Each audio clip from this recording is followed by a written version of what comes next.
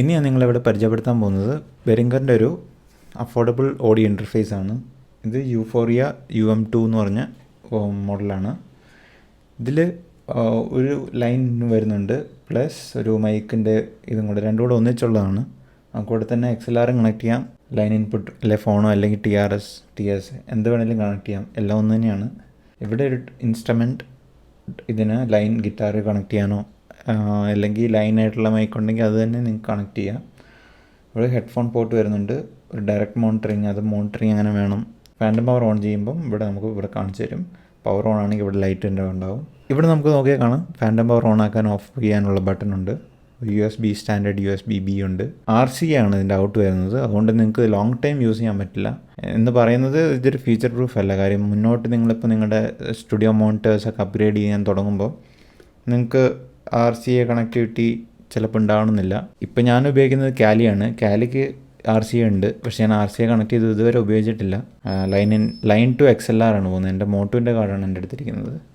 അപ്പോൾ ഈ കാർഡിൽ നമുക്ക് അങ്ങനെ ഒരു ലിമിറ്റേഷൻ ഉണ്ട്. അതാണ് എനിക്ക് ലിമിറ്റേഷൻ ആയിട്ട് തോന്നിയത്. അതായത് ഒരു ഔട്ട്പുട്ടേ ഉള്ളൂ, അത് ലെഫ്റ്റ് റൈറ്റ്. മോട്ടോയിൽ 2 എണ്ണം വരുന്നുണ്ട്, ലൈനും വരുന്നുണ്ട്, RCA വരുന്നുണ്ട്. പിന്നെ ഇവിടെ 3 നോബ് വരുന്നുണ്ട്.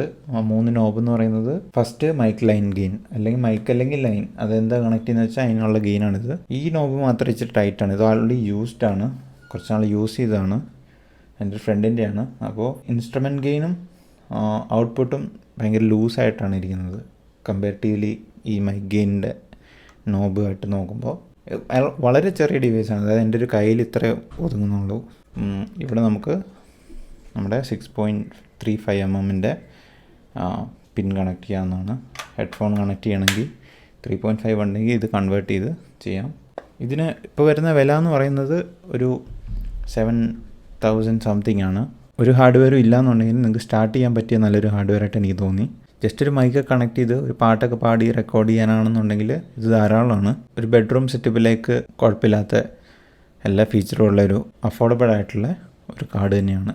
പിന്നെ ഒരു കാര്യം കൂടെ എനിക്ക് ഇതിനകത്ത് പറയാനുള്ളത്, എന്തിനാണ് നമ്മൾ ഈ ഓഡിയോ ഇൻ്റർഫേസ് ഉപയോഗിക്കുന്നത് വെച്ചാൽ രണ്ടൊരു കാര്യമാണ്. ഒന്ന്, നമുക്ക് ഗിറ്റാർ പ്ലെയർ ആണെങ്കിൽ നിങ്ങൾക്ക് ഗിറ്റാർ റെക്കോർഡ് ചെയ്യാൻ ഉപയോഗിക്കാം. അല്ലാന്നുണ്ടെങ്കിൽ മൈക്ക് കണക്ട് ചെയ്താൽ വോക്കൽസ് റെക്കോർഡ് ചെയ്യാം, അല്ലെങ്കിൽ നിങ്ങൾക്ക് എന്തെങ്കിലും ഫോളി കാര്യങ്ങൾ എന്തെങ്കിലും ചെറിയ രീതിയിലൊക്കെ ചെയ്യാൻ പറ്റും. അല്ലാന്നുണ്ടെങ്കിൽ നിങ്ങളൊരു മ്യൂസിക് പ്രൊഡ്യൂസറാണ് എന്നുണ്ടെങ്കിൽ നിങ്ങൾ എന്തായാലും വാങ്ങേണ്ട ഒരു ഡിവൈസാണ് ഓഡിയോ ഇൻ്റർഫേസ്. കാര്യം മീഡിയ വായിക്കുമ്പോഴാണെങ്കിൽ ലേറ്റൻസി ഉണ്ടാവാനുള്ള ചാൻസ് ഉണ്ട്. അപ്പോൾ ലേറ്റൻസി ഇല്ലാതെ വരാൻ വേണ്ടിയിട്ട് നമ്മൾ ഉപയോഗിക്കേണ്ട ഒരു ഡിവൈസാണ് ഈ ഓഡിയോ ഇൻ്റർഫേസ് എന്ന് പറയുന്നത്. അപ്പോൾ നിങ്ങളിത് വാങ്ങിയിട്ടില്ല എന്നുണ്ടെങ്കിൽ നിങ്ങൾക്ക് ലേറ്റൻസിയോ കാര്യങ്ങളൊക്കെ മ്യൂസിക് കമ്പോസ് ചെയ്യുമ്പോൾ വരുന്നുണ്ടെന്നുണ്ടെങ്കിൽ അത് ഓഡിയോ ഇൻ്റർഫേസ് ഇല്ലാഞ്ഞിട്ടാണ്. അപ്പോൾ നിങ്ങൾ ചോദിക്കും, കമ്പ്യൂട്ടറിനകത്ത് ഓൾറെഡി ഒരു ഓഡിയോ ഇൻ്റർഫേസ് ഇല്ലേ? കമ്പ്യൂട്ടറിനകത്തുള്ള ഓഡിയോ ഇൻ്റർഫേസ് ബേസിക് ആയിട്ടുള്ള പർപ്പസിന് വേണ്ടി മാത്രമാണ്. അത് നമുക്ക് ഉപയോഗിച്ചിട്ട് റെക്കോർഡ് ചെയ്യാനോ, നിങ്ങൾക്ക് ലൈനായിട്ടുള്ള 3.5 mm മൈക്കൊക്കെ ബോയയുടെ ഞാൻ ഉപയോഗിക്കുന്നത് ബോയയുടെ ഈ മൈക്കാണ്, ലേപ്പൽ മൈക്കാണ്. ഇത് നിങ്ങൾക്ക് സ്ട്രൈറ്റ് ടു നിങ്ങളുടെ ലാപ്ടോപ്പോ മൊബൈലിലോ കണക്ട് ചെയ്ത് റെക്കോർഡ് ചെയ്യാൻ പറ്റുന്നതേ ഉള്ളൂ. പക്ഷേ ഇതിൽ റെക്കോർഡ് ചെയ്യുമ്പം എന്ന് വെച്ചാൽ നമ്മുടെ പ്രിയാമ്പ് നന്നാകുന്നതനുസരിച്ചാണ് നമ്മുടെ ഓഡിയോയുടെ ക്വാളിറ്റി കൂടുന്നത്.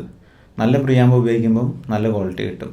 അപ്പോൾ അതാണ് സൗണ്ട് കാർഡിൻ്റെ കേസിലും വില കൂടുന്നതിനനുസരിച്ചുള്ള വ്യത്യാസം എന്ന് പറയുന്നത്. ഇപ്പം നിങ്ങൾക്ക് ക്വാളിറ്റി ഒന്നും വേണ്ട, ജസ്റ്റ് എന്തെങ്കിലും റെക്കോർഡ് ചെയ്ത് ഒരു കുഴപ്പമില്ലാത്ത രീതിയിൽ കിട്ടിയാൽ മതി എന്നുണ്ടെങ്കിൽ ഇത് ഉപയോഗിക്കാവുന്നതാണ്. വീട്ടിലത്തെ ഉപയോഗത്തിനും അല്ലെങ്കിൽ അത്യാവശ്യം ഒരു കമ്പോസിഷനൊക്കെ ഇതിൻ്റെ ആവശ്യമുള്ളൂ. ഇൻ്റർഫേസ് ഇല്ലയെന്നുണ്ടെങ്കിൽ നമുക്ക് കേൾക്കുന്നതിന് ഡിലേ വരും. ആ ഡിലേ ഒഴിവാക്കാൻ വേണ്ടിയിട്ടാണ്, പിന്നെ ക്വാളിറ്റി ഉള്ള ലിസണിങ്ങിനും വേണ്ടിയിട്ടാണ് നമ്മൾ ഓഡിയോ ഇൻ്റർഫേസ് ഉപയോഗിക്കുന്നത്. അപ്പോൾ നിങ്ങൾക്ക് ഇതില്ലാന്നുണ്ടെങ്കിൽ നിങ്ങളിത് വാങ്ങിച്ച് വെക്കുക, നിങ്ങൾ സീരിയസ് ആണെങ്കിൽ മാത്രം. അപ്പോൾ വീഡിയോ ഉപകാരപ്പെട്ടു എന്ന് വിചാരിക്കുന്നു. അടുത്തൊരു വീഡിയോ കാണും. അതുവരെ ബൈ.